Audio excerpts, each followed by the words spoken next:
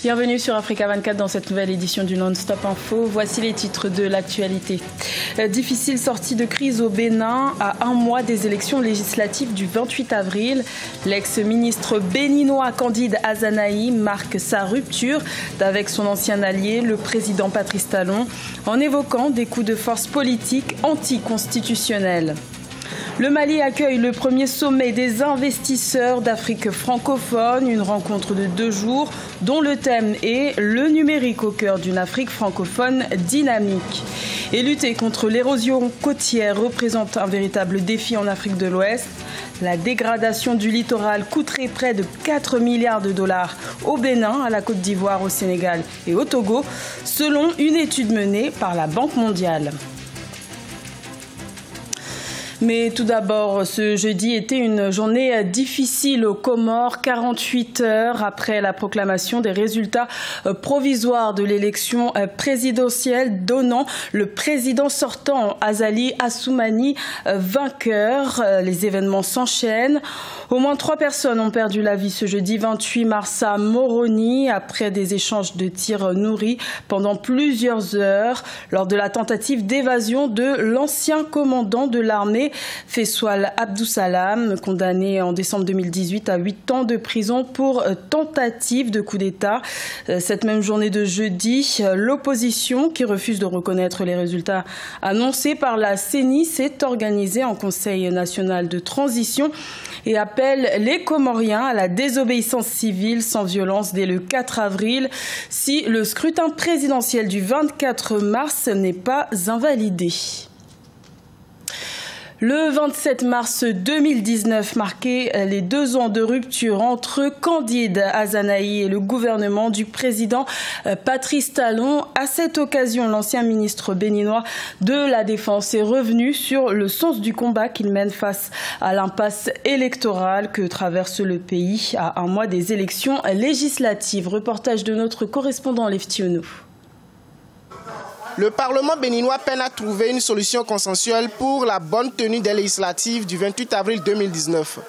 Plusieurs partis politiques des rangs de l'opposition sont exclus pour non-délivrance des quitus fiscaux et du certificat de conformité à la charte politique. Une pièce non prévue par la loi, mais exigée par la Cour constitutionnelle depuis le 1er février 2019. L'ancien ministre de la Défense et leader du parti Restaurer l'Espoir, Candide Azanahi, estime qu'il s'agit d'un coup de force. La création et la promotion de 2 partis par le chef de l'État est un élément d'exclusion des autres formes de pensée. La preuve, vous découvrez que les 2 seuls partis du chef de l'État vont former les 83 sièges. C'est où? C'est en Corée du Nord? C'est dans quel pays? Plus aucun pays ne fait plus ça. Selon le parti Restaurer l'Espoir, les lois électorales comportent de nombreux éléments discriminatoires. Il s'agit entre autres de la caution de 249 millions de francs CFA, de l'interdiction des alliances, du quota de 10% de suffrages exigés ou encore l'interprétation de l'article 242 du Code électoral qui le prévoit. L'opposition demande que les accords internationaux dont nous sommes partis soient respectés. La CEDEAO a dit ça. Le représentant de Guterres, le doyen Chambas, a dit ça. Tous les traités disent ça. Le parti Restaurer l'Espoir entend lancer dans les prochains jours des appels et mots d'ordre de résistance nationale et populaire en fonction de l'évolution de l'impasse et de la crise politique préélectorale. Également dans l'actualité, 6e vendredi de contestation en Algérie. Une nouvelle manifestation est prévue ce vendredi 29 mars pour réclamer le départ du président Abdelaziz Bouteflika. Une mobilisation soutenue cette semaine par la demande le 26 mars du chef d'état-major au Conseil constitutionnel de l'application de l'article 102 pour déclarer le président inapte à exercer ses fonctions. La capitale malienne Bamako accueille jusqu'à ce vendredi 29 mars le premier sommet des investisseurs d'Afrique francophone, une rencontre de 2 jours qui réunit investisseurs et entrepreneurs. Les 20 meilleures start-up œuvrant dans le numérique recevront un financement. Reportage de notre envoyé spécial Maria Madramé et de notre correspondant au Mali Mokhtar Bari. L'Afrique constitue un marché potentiel pour les investisseurs étrangers dans le monde. Ils sont nombreux ces investisseurs qui parient sur les startups africaines. Cependant, l'on déplore la faible participation de l'Afrique francophone dont le talent des jeunes n'est plus à démontrer. C'est fort de ces constats qui se tient le premier sommet des investisseurs d'Afrique francophone. Quand on analyse les levées de fonds qui ont été effectuées par les startups africaines en 2018, il y a plus d'1,2 milliard de dollars qui ont été levés. Selon le fonds Partech, presque 1,2 milliard de dollars. Mais au fait, sur toute cette somme, il n'y a seulement que 5% des capitaux qui sont venus dans des startups d'Afrique francophone, alors que nous constituons près de 25% de la population du continent. Donc au fait, ce sommet est là pour rééquilibrer ce déséquilibre que nous observons. Avec pour thème le numérique au cœur d'une Afrique francophone dynamique, le sommet se fixe pour objectif de lever des fonds allant de 250 000 à 5 millions de dollars afin de financer les 20 meilleurs entrepreneurs au cours de ce sommet. Indiscutablement, les startups sont devenues un modèle économique nouveau.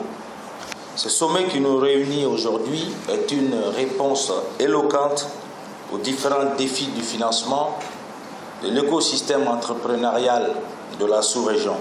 Ce sommet est une aubaine pour analyser les défis et les opportunités de financement des startups dans la sous-région, mais surtout un cadre d'échange entre investisseurs et jeunes entrepreneurs d'Afrique francophone. Près de 4 milliards de dollars, c'est ce qu'aurait coûté en 2017 la dégradation du littoral pour le Bénin, le Togo, le Sénégal et la Côte d'Ivoire.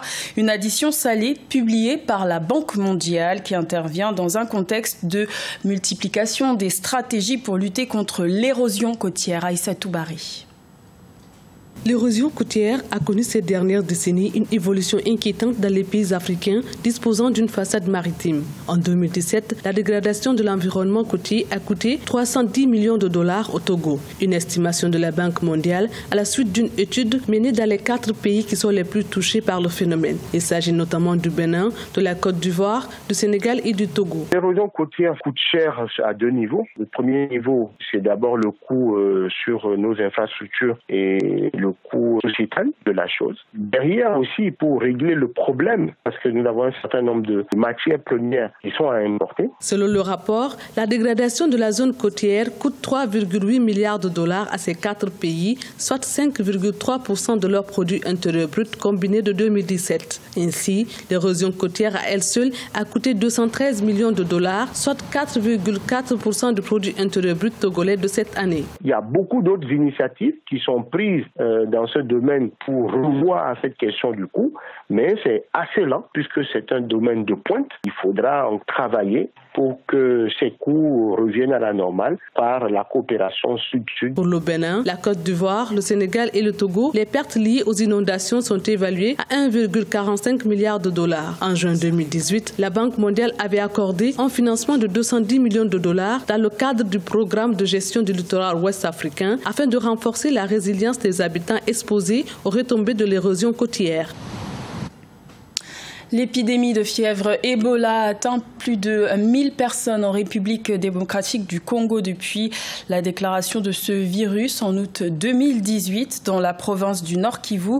La lutte contre la propagation de ce virus s'intensifie pour les autorités sanitaires qui misent désormais sur la sensibilisation pour tenter de contenir l'épidémie. Nelly Claude et Bessa. Le ministère congolais de la Santé intensifie la communication pour la prévention et le contrôle des infections communautaires de la maladie à virus Ebola. Des équipes de l'Organisation mondiale de la santé sillonnent les établissements scolaires dans la province du Nord Kivu où elles expliquent les signes et les symptômes du virus aux élèves, mais également comment se protéger. J'ai constaté que beaucoup des enfants n'avaient pas la notion d'Ebola. Comme quelqu'un, dans une école, il y a un enfant qui m'a posé la question de savoir pourquoi on nous dit de laver les mains et pourquoi pas tous les corps. Nous étions ici avant d'aller à Kinshasa, nous avons beaucoup passé le temps ici et il sait que je suis là pour aider les peuples de Béni.